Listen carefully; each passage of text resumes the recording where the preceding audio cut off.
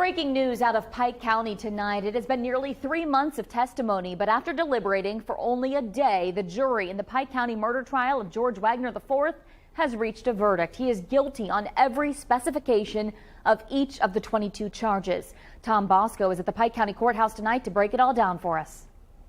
We just heard the verdict a short time ago in the George Wagner case, the Pike County massacre case. We did hear some emotion from family members as the jury read those guilty verdicts against George Wagner. All 8 counts of aggravated murder Wagner was found guilty of. In fact, all of the 22 counts he was found guilty in that case there. This puts to a close this trial, which lasted about 10 weeks, on a case that the state of Ohio said was their largest murder case ever. 8 people killed 6 years ago. It took 2.5 years for the investigation to come up with suspects and make arrests. And then this case, an unbelievable situation. In fact, 2 family members testifying against George Wagner in this case. Wagner's brother, Jake, who has pleaded guilty in those murders, and his mother, who has also pleaded guilty to conspiracy. So now this will move on to the sentencing phase. We do know that Wagner will not face the death penalty, most likely life without parole in prison. Guys, back to you. Tom, thanks so much. And this long, complicated case is not over just yet. George Wagner's father, Billy, is expected to go on trial in Pike County next year. And we do have the complete coverage of this verdict and everything leading up to the jury's decision right now on our website, Dayton247now.com. You can find this story right there near the top of the homepage. With holiday shopping underway for many, it's a good time to keep safety in mind before you head out to your local stores. A recent incident at the Dayton Mall now viral on Facebook and commending a quick response from security. Alex King is live now near the Dayton Mall. She's been following this for us. Alex, what are police saying about this? Well, you can see on the Miami Township Police Department Facebook page that officers responded to the mall on Sunday and regarding a complaint of 2 males acting suspicious. The mother involved overheard the men making indirect comments, possibly involving her child, and that's when she got the attention of store employees and with a quick response from mall security, who in turn contacted the police department. Now, they want the public to know that no abduction or attempted abduction took place, and we spoke with police about safety tips to follow when you go shopping with the family. We're going to pull up a full screen so you can see them. Be aware of your surroundings. Stay off of your phone or other distractions while walking to the car. Shop in pairs or with a group, and keep all valuables in a secure location. Be aware of where you park, and finally, don't be afraid to make noise if you're in an uncomfortable position. There's nothing wrong with being suspicious. You know, if something looks funny to you, it looks funny, and that's okay. It may be nothing, but you're better off seeing something and then finding out that it's nothing than not seeing something at all. So, Alex, did he mention if this type of thing typically picks up around this time of the year? Yes, although Sergeant Nienhaus did mention that most of these incidents do turn out to be nothing more than a scare. He tells me he's personally investigated several of these complaints over the years and has yet to see a legit one. Not to say it couldn't happen. And coming up at 6:30, we're going to talk more about what local law enforcement are doing now to help keep you and your family safe during the holiday shopping season.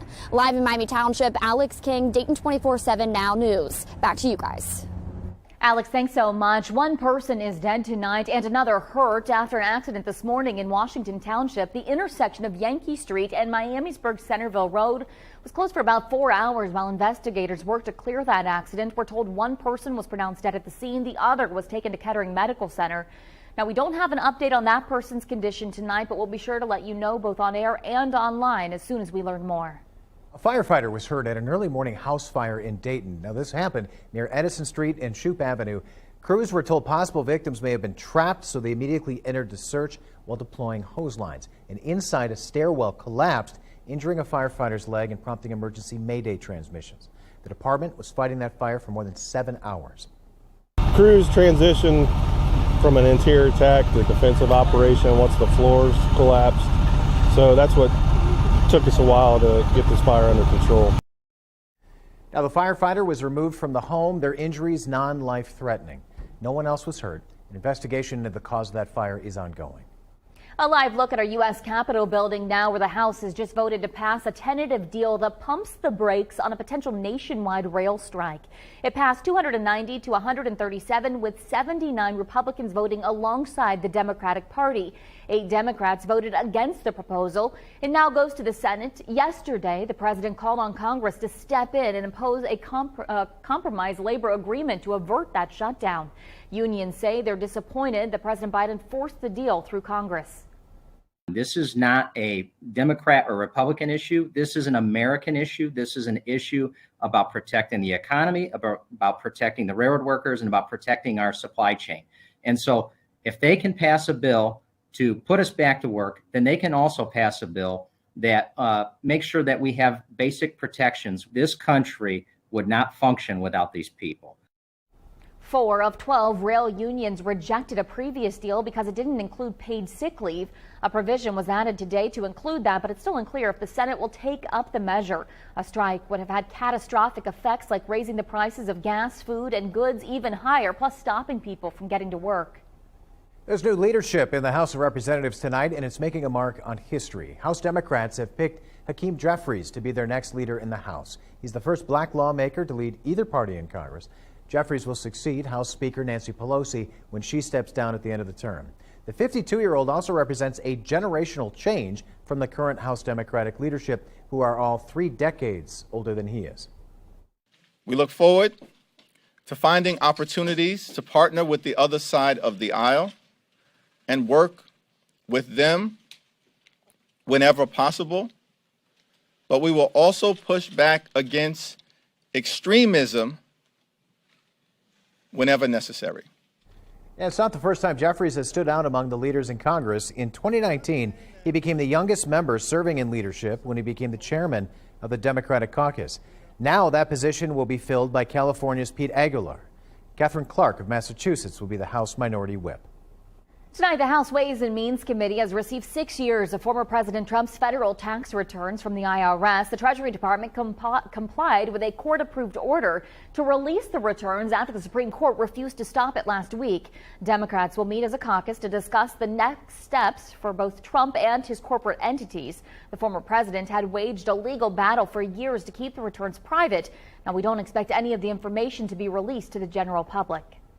Live look now from our Kettering House sky cam. Boy, what a difference a day makes. 60 yesterday.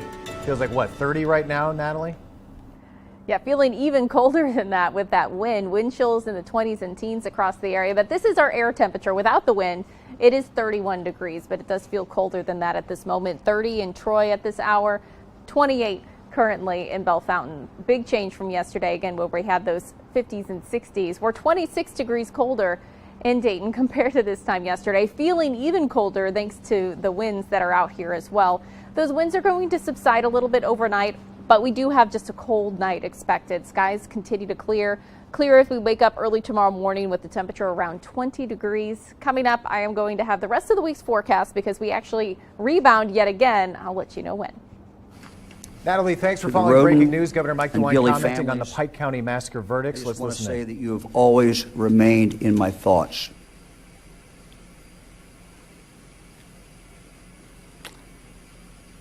You have remained in my thoughts, as have your loved ones who were murdered.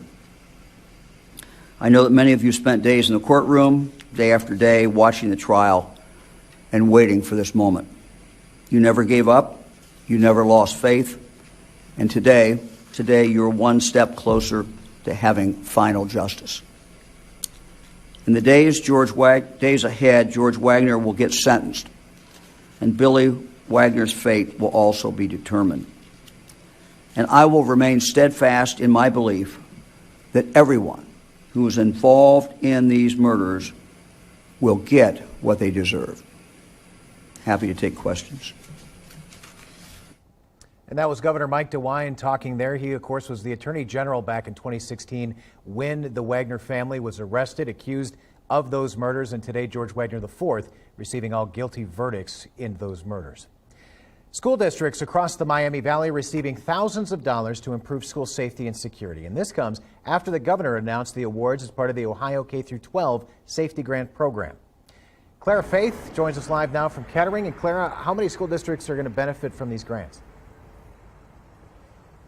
Well, a total of 708 schools in 57 counties will receive $57.8 million for school district, and a dozen schools in our area will receive those funds. Kettering City Schools received $900,000 and will use those funds for 8 elementary schools in an early development program. Now, the district tells me they're still in the early stages, but they want to increase and enhance their security. It'll give us an opportunity to enhance some of the things we have in place. Currently, we have cameras, card access, visitor management systems, lighting, walkie-talkies. So we do have this in place, but this will help us to enhance it and add more security measures for our schools. Clara, when does the school district plan to add those safety measures? Well, Johnson tells me they plan to add and install those new equipments next school terms. And we spoke with multiple districts today. And later on tonight at 10 and 11, we'll tell you how they're planning to use those funds in their districts. Now back to you. All right, thanks so much, Clara. The only person charged in the murder of Fort Hood soldier Vanessa Guillen has pleaded guilty. Cecily Aguilar was indicted on 11 counts for her involvement in dismembering Guillen's body before burying the remains in shallow graves. Aguilar pleaded guilty to accessory after the fact and making a false statement. She now faces up to 30 years in prison. Authorities say Army Specialist Aaron Robinson murdered Guillen, but he shot and killed himself the day after her remains were found by contractors along the Leon River. Well, the story of a 10-year-old Ohio girl who got an abortion in Indiana is back in the spotlight tonight. Adam is at the Now Desk, so what's new here? So the Indiana's Attorney General wants the state medical licensing board to punish that doctor for talking publicly about the abortion. You may remember Indianapolis doctor Caitlin Bernard's account of providing an abortion to a 10-year-old rape victim sparked national conversation because it happened right after the Supreme Court overturned Roe v. Wade. Now, Republican AG Todd Rokita says Bernard violated patient privacy laws by sharing the story, and he says she violated state laws by not reporting the abuse to Indiana authorities. Now, Bernard's lawyers maintain she did fully comply with the law. Dayton 24/7 Now is teaming up with the Marine Toys for Tots this holiday season. Be sure to join us this Saturday, December 3rd, for this toy drive and charity event that's happening at Horsepower Farm in Middletown. You can help make the holidays a bit brighter for local kids in need by donating new unwrapped toys. Again, it's happening this Saturday from 8 to 5 at the address you see right there on your screen. We hope to see you there. New questions tonight over the resignation of Ohio State's president. After the break, reactions from parent groups about why this is such a big deal. And a new study says a 4-day job schedule could be a win-win situation. Up next, the new research, what it found that could benefit both employees and the companies they work for. Plus, I'm tracking our roller coaster temperatures, how cold we'll get. That's coming up. You're watching Dayton 24/7 Now.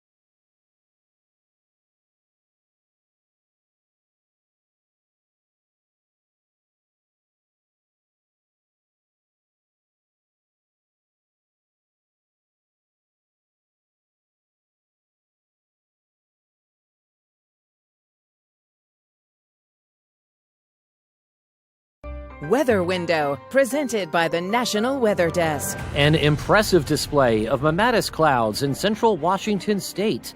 The unusual clouds form on the undersides of storm clouds, and unlike other clouds, they form when the air sinks, giving them that distinctive pouch-like look. If you see these clouds, severe weather or even a tornado may be in the general area or has already passed. Want to see your weather photos and videos on TV? Click Chime In on this station's website to share.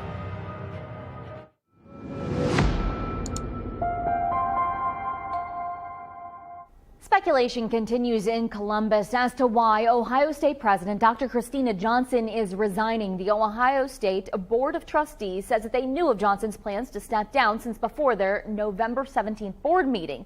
In a brief interview with national publication Inside Higher Ed, they write that Johnson sidestepped questions and offered no insights as to why she was suddenly retiring.